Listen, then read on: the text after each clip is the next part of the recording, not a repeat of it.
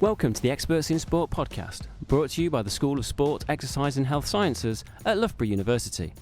Today I'm with Dr. Steven Bradbury, and we're here to talk about ethnic diversity in sport leadership. In today's podcast, we discuss Steve's recent report, Leading the Way, Ethnic Diversity and Inclusion in the Senior Leadership Workforce at 18 Sports Bodies. We take a look at the current situation regarding ethnic diversity in senior leadership and board membership in sport. We discuss the benefits of ethnic diversity before providing some recommendations for sports organisations looking to increase diversity within leadership positions. Hi Steve, thanks for joining me on the Experts in Sport podcast. Hello Martin. Nice to see you this morning. Lovely background that you have on as well. Yes, it's a sunny day on this particular background. Do you know what, actually outside my window, it is actually quite sunny despite it being cold today. So there's lots of positives there. I know you've been on a previous Experts in Sport podcast a few years ago. So that was episode 18, Race, Ethnicity and Racism in Sports Coaching. But today we're here to talk about your latest research into ethnic diversity in sports leadership. So before we go into that, can you give our listeners a bit of a background into yourself and your research? So I'm Dr. Steven Bradbury. I'm a senior lecturer in sport equality and diversity at Loughborough University.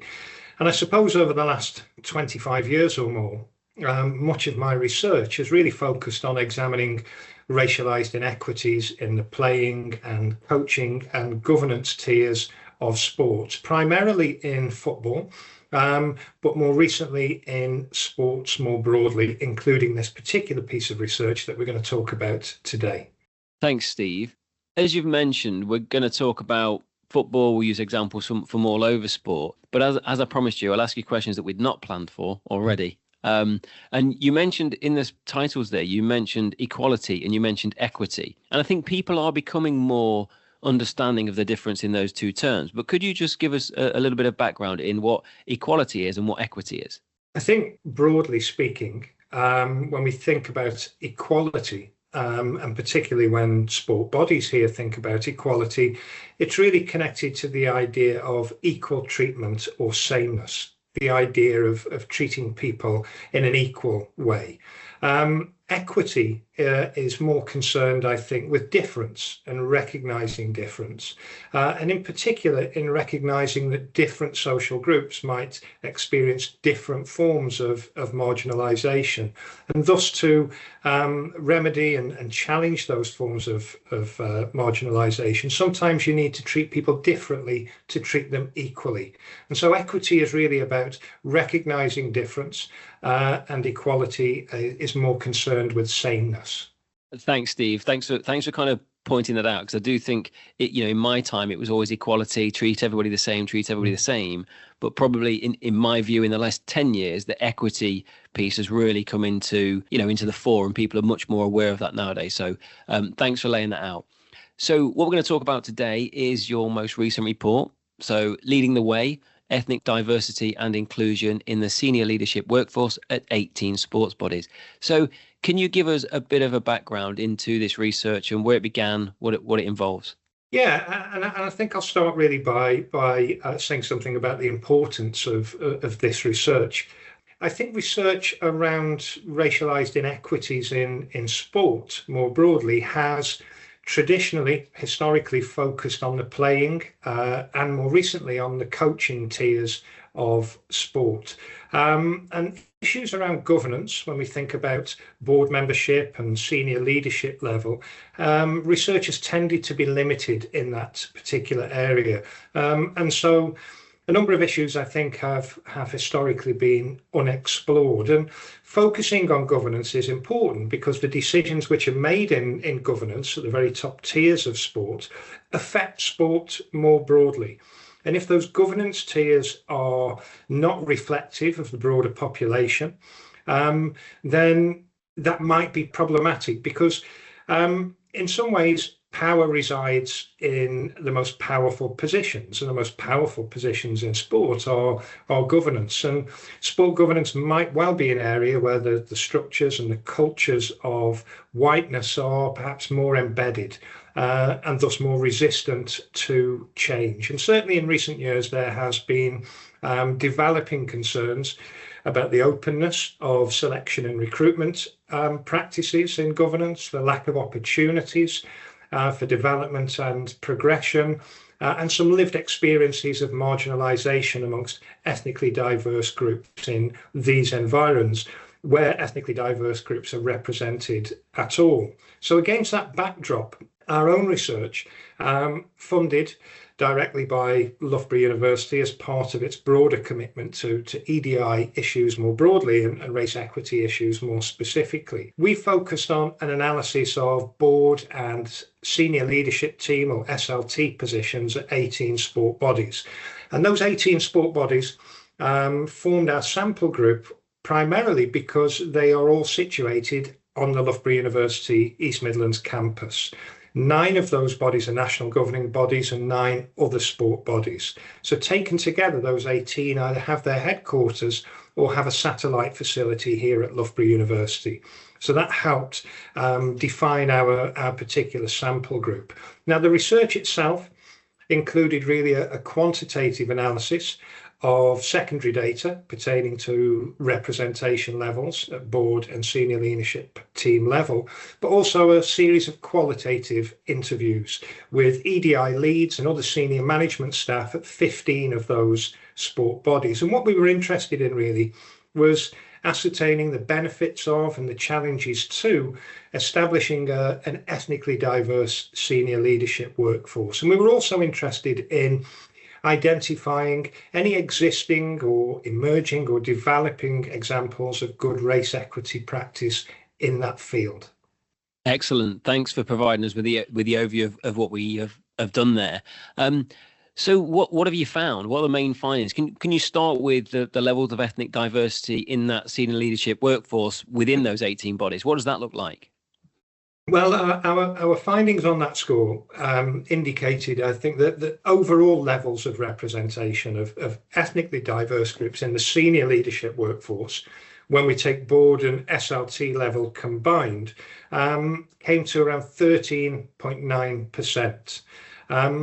So 13.9% of the senior leadership workforce of the 18 sport bodies combined were from ethnically diverse backgrounds. And that included some notable differences between board level, which accounted for 17.6%, and senior leadership team level, where the figures were around 8.1%. So ethnically diverse groups twice as likely to be in position at board as opposed to SLT positions, or half as likely to be in SLT positions as opposed to board.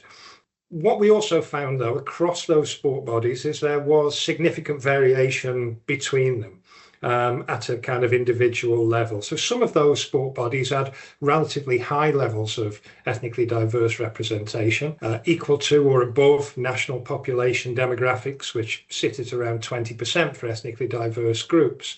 In other cases, sport bodies had much lower levels of representation, especially at senior leadership team level, where our findings indicated that more than 1/2 of our sample group had no ethnically diverse representation at senior leadership team level. These were, or this was very much a white domain in that sense.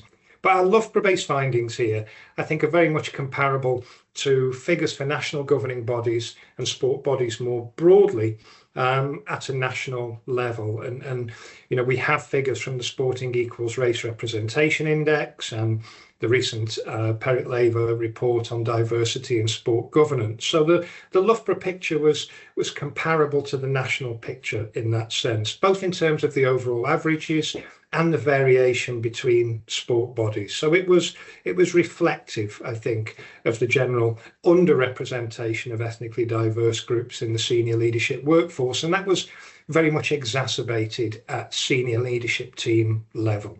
So it sounds like we've got a really good sample group there of these 18 bodies that are based on campus that might be able to give us a real broad picture of things. And there's a real spread. So it sounds like some people are performing well in this space and some people not so well.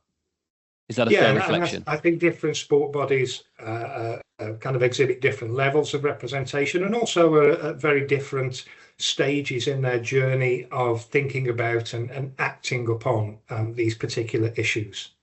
So when we go and speak, this kind of has been around for a while in terms of trying to develop a more diverse workforce. So for those who haven't started to develop it yet, and as you say, they might be at different stages of development. If they were at those different stages of development, and they might be saying, "Oh, we'll just put this off. We'll do that next year because we've got so many other things to do," which I have the sense sometimes happens in this kind of space. What what benefits do they have of trying to have a more diverse workforce? So why should we try and kind of convince them, you really need to look at this now, not tomorrow?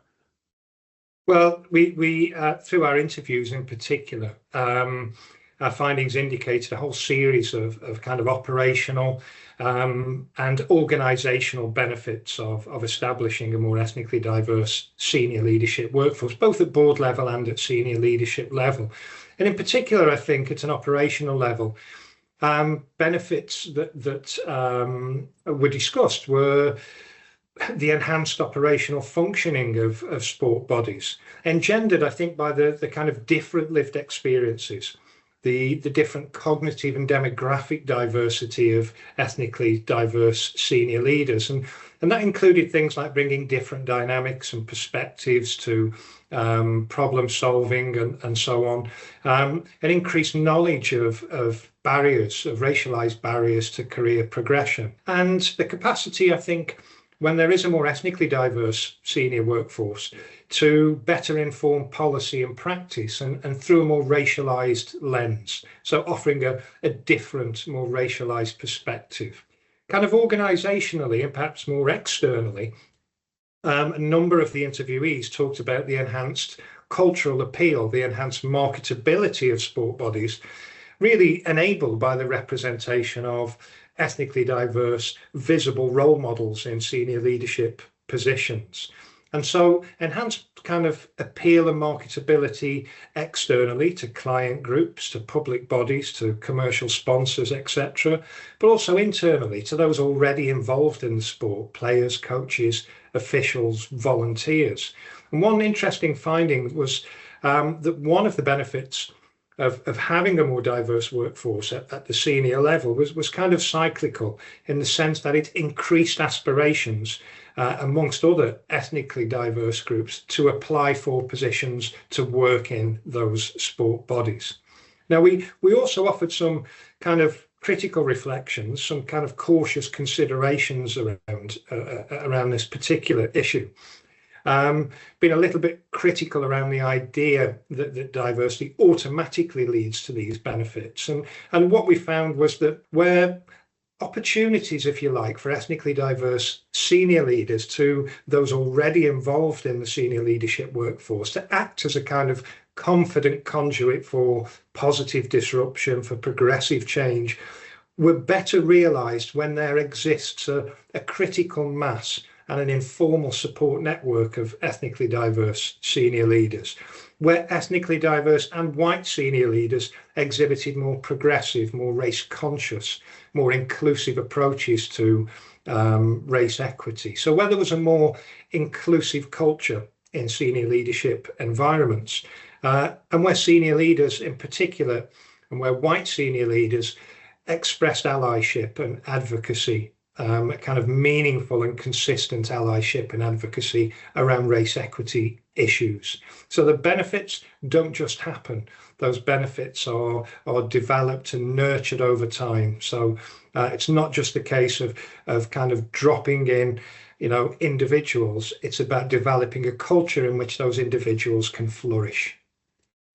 There's endless questions from all the different elements that you mentioned there, but I'll probably move forward to looking at what challenges organizations are facing in terms of trying to develop this. So many people now understand some of those benefits of a more diverse workforce, and I'm sure some of those are kind of news to people. But what challenges do they face? So when you've got this understanding that no, we need to be more ethnically diverse, we understand the benefits of it, but how do we do it? What problems are they facing in terms of challenges? Well, this was central really to the research, because our research focused very much on those already working within in this field within sport bodies, and to get their perceptions as to organisational challenges.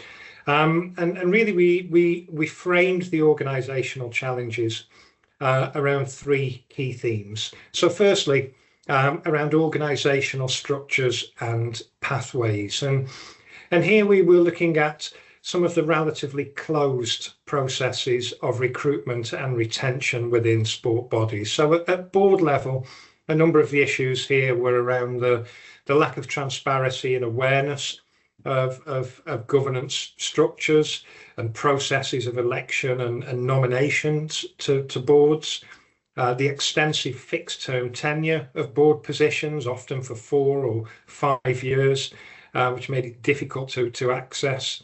There was a kind of often, certainly at the UK-based sport bodies, a kind of hierarchical pyramidic structure of boards, which made it more difficult for anybody outside of that system to access, and a tendency more broadly for board membership to attract a kind of older cohort of predominantly white members with, of course, strong voluntary motivations to be on boards, but often with strong prior connections to that particular sport.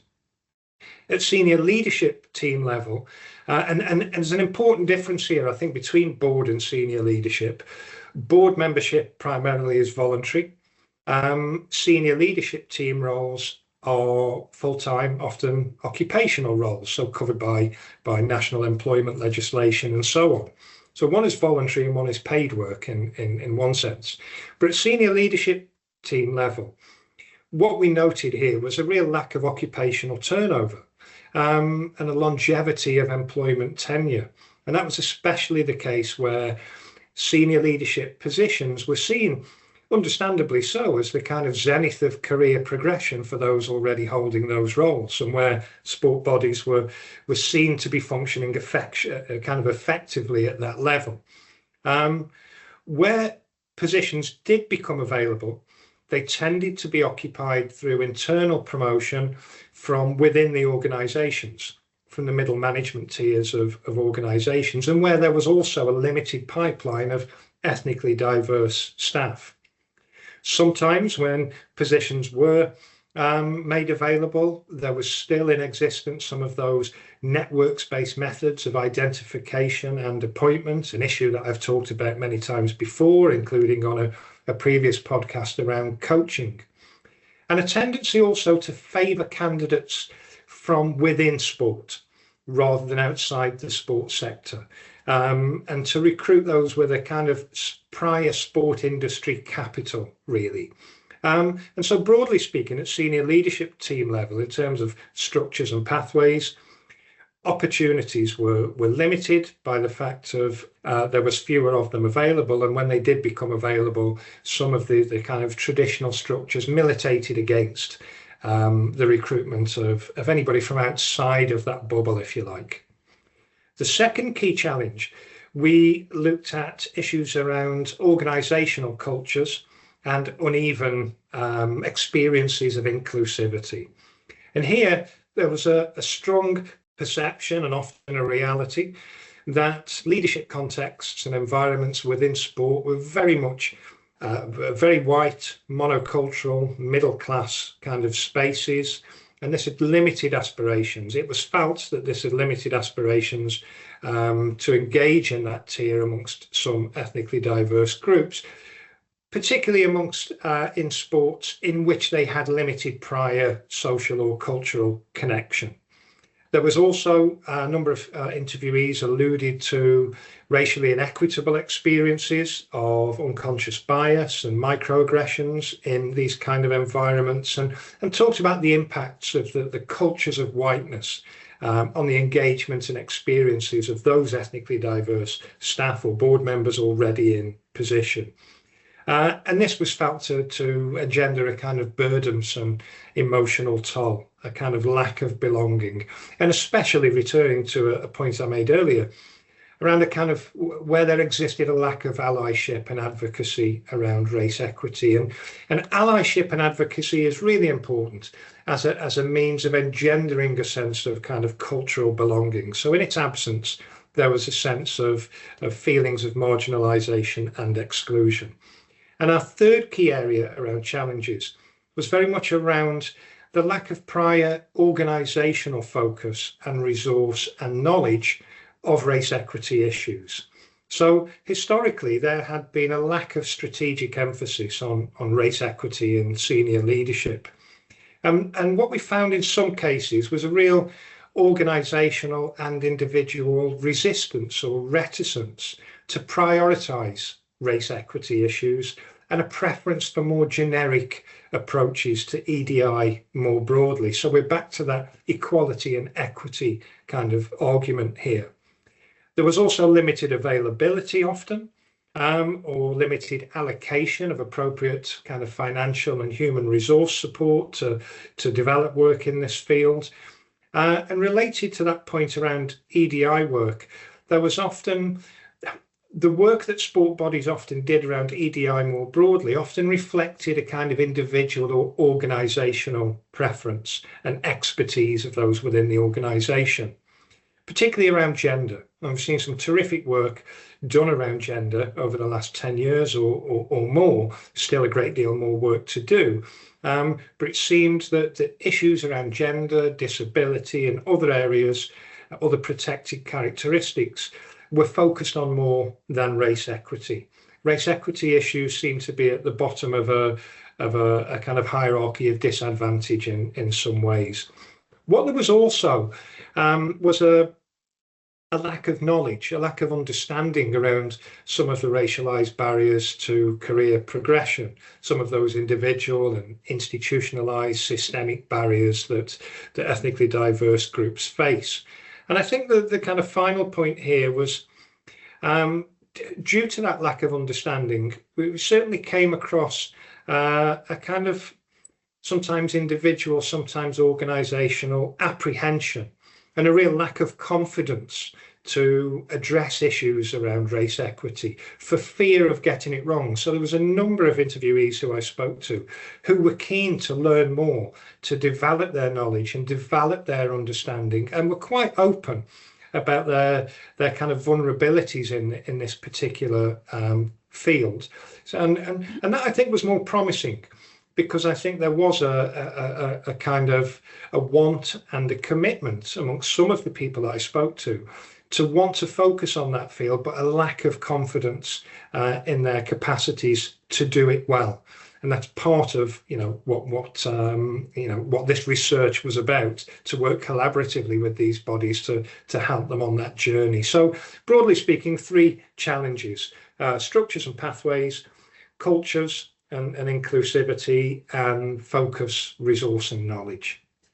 Steve, I think it's really interesting what you said, especially towards the end there around the fear of getting it wrong. And I was thinking, as you said it, this report is really going to be helping in that space to give people confidence to know the right things to be doing. You also mentioned that, there's many barriers that people aren't aware of. Could you just touch up on, a couple of examples of barriers that might be common that people misunderstand? Well, I think much of the second of those themes around kind of cultures and inclusivity are a key issue there. I suppose more broadly, one way of looking at this is when we think about discrimination, to think about discrimination in conscious and unconscious terms, and latterly in terms of access and treatment discrimination. So access discrimination is that which might prevent or put barriers in place in terms of recruitment in the first instance, in terms of getting access to a particular organisation and getting your foot in the door. And treatment discrimination is that which might occur for people once within the organisation.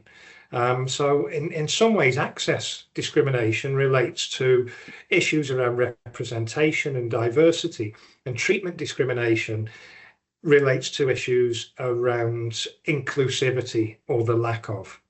I probably should have mentioned as well. Obviously, I've been a small part of this research team, and I think related to what you said there, one of the things for me, and I've in previous roles recruited many people, and one of the things that came up was if people aren't applying, then you can't employ certain races or whatever else, and I think you'll come to some of this in the recommendations later on, but that it would never have crossed my mind to think about, well, I should probably be advertising this somewhere else. How do I get this out there to more populations?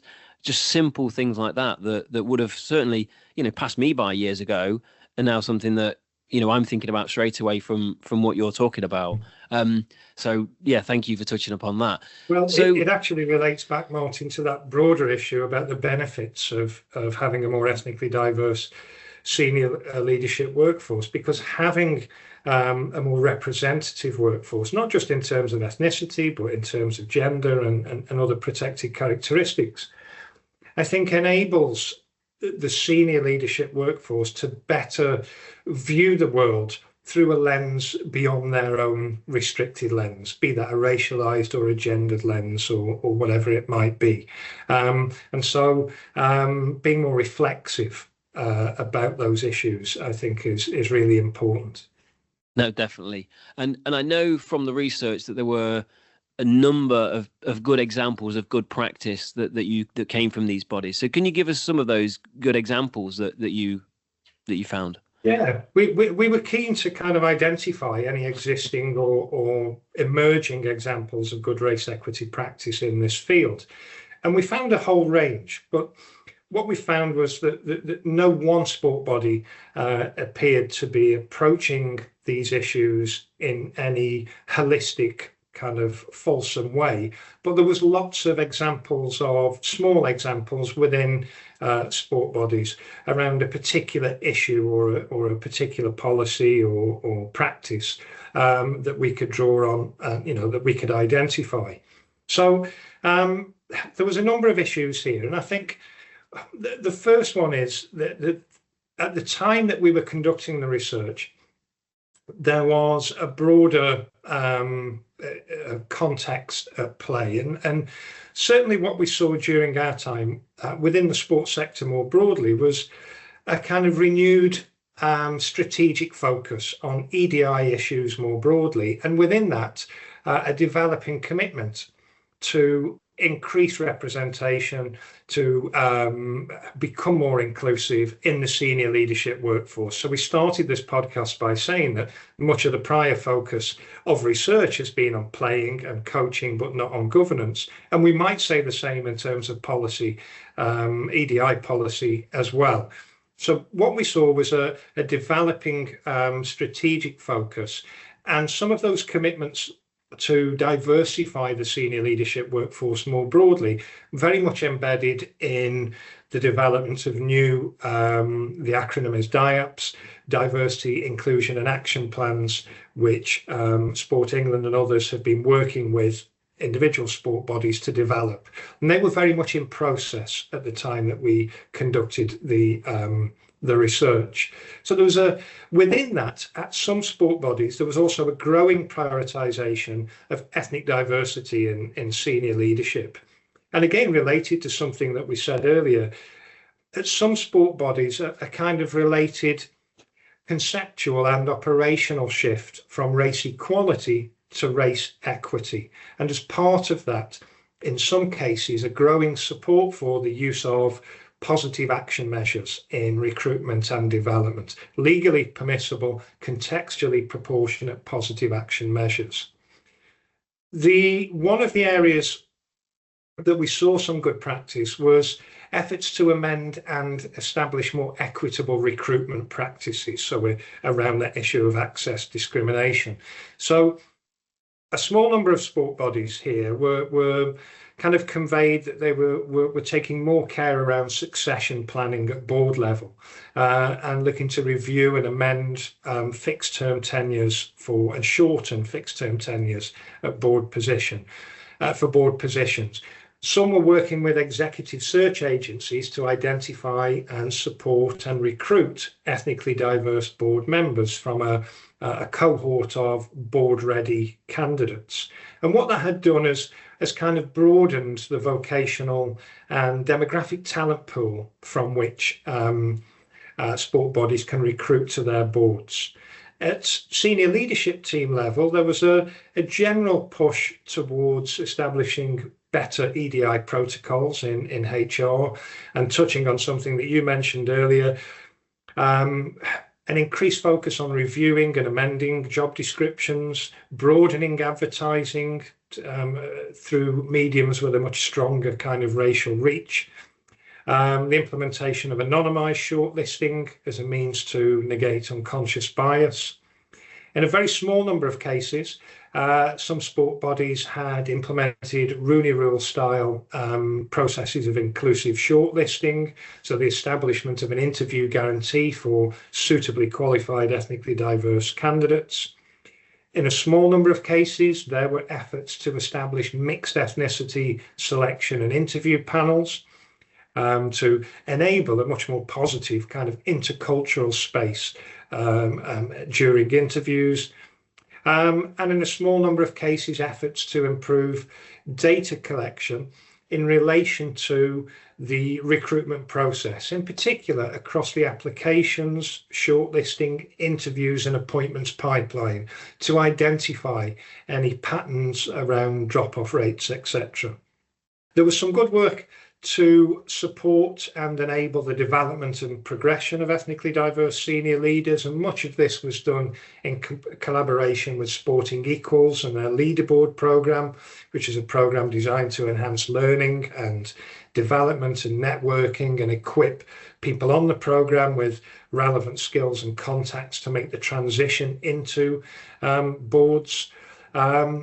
In one case, one sport body had developed the first ever local leaderboard programme in Leicestershire to develop the skills and establish a pipeline of board-ready talent into local boards. And informally, there were efforts at some sport bodies to ensure that existing board members provided mentoring and support for newer board members, especially those from ethnically diverse backgrounds. There was less examples of work to develop and progress people within senior leadership teams. However, at some sport bodies, there was efforts to ensure that ethnically diverse middle management and senior leadership staff were able to access leadership training and development programs. There was in process at the time, but now delivered, a kind of sector-wide targeted leadership development program in performance sport for ethnically diverse participants, and the development of kind of ethnically diverse employee support groups and networks within one sport body. And the final area where there was good practice was around educating senior decision makers at sport bodies around EDI and race equity issues. So ensuring that EDI training was delivered for senior leadership staff, those with responsibility and accountability for ensuring that the senior leadership workforce, amongst many other things, is ethnically diverse. Some small examples of reverse mentoring, which was felt to kind of develop useful cross-departmental relationships, but a more broader effort to kind of educate the senior leadership workforce in these particular areas. So there was examples of good practice, but it was very much a little bit piecemeal and very much a kind of scattergun approach. And that might have been informed by the lack of overall kind of strategic focus, might have been informed by the lack of financial and human resource support, and in some cases by the reticence to engage in work of this kind. But there was examples of good practice, but rarely in a kind of holistic and kind of strategic way. You're leading me in the perfect direction to where we're going, Steve, because what you just said on those examples of good practice, it sounds like to me there were loads of examples of good practice, but as you've just contextualized there, they were they were a bit scattergun. They're from different places, and sometimes, almost through chance or developed, not necessarily strategically developed. But if you start combining all those things that you've just said, there is a huge opportunity here to kind of move things forward. So I'm teeing you up now for recommendations. What recommendations is this report giving to people?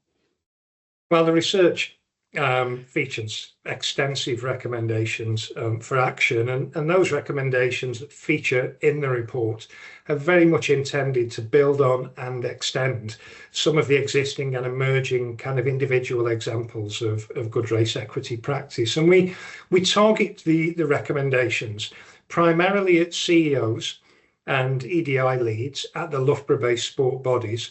But within those recommendations, we encourage strong collaboration and input from a range of other key stakeholders, in particular the DCMS, UK Sport, Sport England, Sporting Equals, and other key stakeholders. Now, whilst the recommendations, given the nature of the research and the sample group, are targeted at Loughborough-based sport bodies, we feel that they have significant applicability, transferability to the sports sector more broadly. Now, I think more specifically, especially in identifying kind of good race equity practice and a whole range of mechanisms through which to establish a more ethnically diverse workforce. And as well, the recommendations, and I appreciate I'm talking about the context a little bit more here, are very much designed to help sport bodies deliver on the broader UK Sport Council's commitment to tackling racism and racial inequities in sport.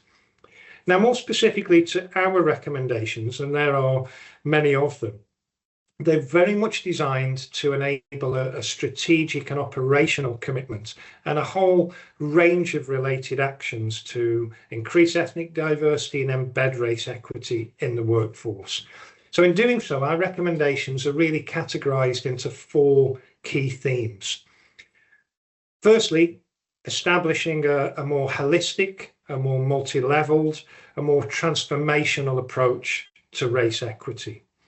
Secondly, establishing race equitable processes and practices of recruitment. Thirdly, enabling the development and career progression of ethnically diverse senior leaders. And fourthly, educating and increasing the cultural competence and competencies of key stakeholders. Now, within each of these themes, there exists a whole range of targeted recommendations. Far too many to discuss here in the podcast, and I would encourage anyone listening to this podcast to have a look at the report. Now, some of our recommendations are very practical, and others are much more ambitious. But central, I think, to all of the recommendations is an overarching intention very much to help sport bodies move from a position of resistance to one of reflexivity, from a position of continuity to one of change. It's that old adage, isn't it, that if you always do what you always did, you always get what you always got. So our recommendations are designed to take those sport bodies out of their comfort zone and move them to a position where change can be engendered. And we feel very much that a strong and meaningful engagement with the recommendations will engender positive representational and qualitative outcomes in relation to the matter at hand, ethnic diversity and inclusion in the senior leadership workforce. And to the benefit not just of ethnically diverse groups and ethnically diverse senior leaders, both existing and those aspiring to be, but also to the benefit of the sport bodies themselves, and more broadly, to the benefit of the wider sports sector.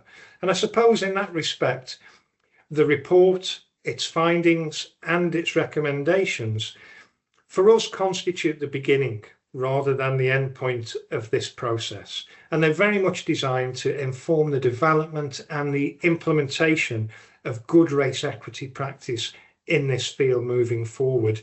And we hope that once the report is launched, and we certainly intend to continue working collaboratively with sport bodies that we've worked with thus far, and as I said before, it's been a collaborative process, and sport bodies more broadly, so that we can be a part of that process, and can help them move to the position that we feel that they need to be at.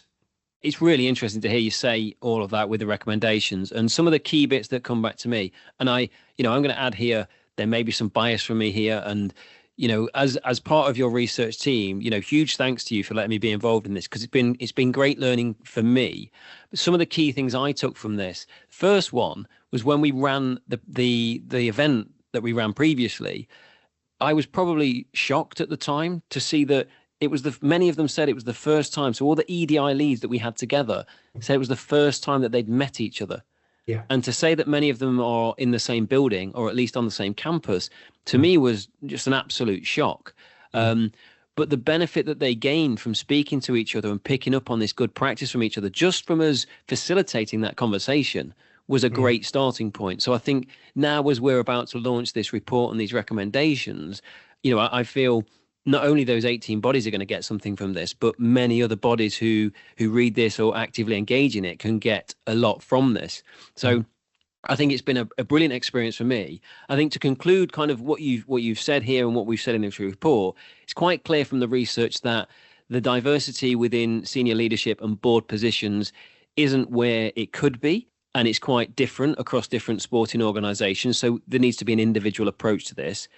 There are a lot of good developments out there, but at the moment, they're not strategically enough, or they've not been brought together strategically enough to ensure that this goes from an opportunity to bring together all these different pieces through the recommendations that you're making to actually end up with a much more diverse workforce. I think that's the position we want to be in. And, final kind of questions for you. Hopefully my summary was clear and on the money. Where do you want this to go next from that? So you've got these recommendations. We know we're not where we want to be yet.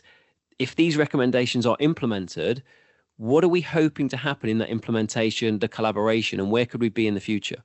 I think there's two parts to that particular question, or two responses. So if I break this down into one around impact and one around research.